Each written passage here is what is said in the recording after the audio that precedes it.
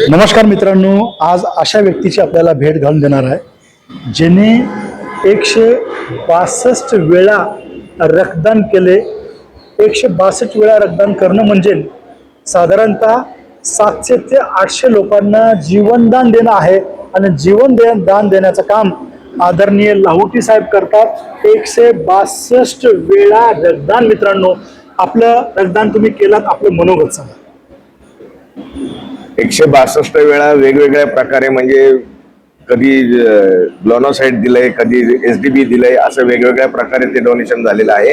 आणि ग्लोनोसाइट हा असा प्रकार आहे की कॅन्सर पेशंटला लास्ट स्टेजला त्याचं वय थोडं वाढवण्याकरता ते दिलं जातं आणि ती प्रोसिजर 12 तासाची प्रोसिजर आहे। 12 तास अगोदर ग्राफिल इंजेक्शन घ्यावं लागतं आणि 3.5 तास दोन्ही हाताला सुया लावून ते झोपावं लागतं। एवढी मोठी प्रोसिजर कोणी तयार होत नाही करायला, घाबरतात लोक।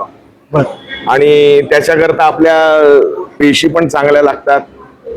आज रक्तदानाचा ध्यास घेतल्यामुळे मी माझ्या आहारात पण बदल करतो, कारण त्याचा लोकांना जो फायदा होतो, त्यात मला जो आनंद आहे तो महाराजांच्या चरणीच अर्पण केलेला आहे। बिलकुल बिलकुल। आणि बघू शकता की अशी देव आहेत मित्रांनो, त्यामुळे प्रत्येकानं देव नाही, देवदूत। देवदूत देवदूत आहेत।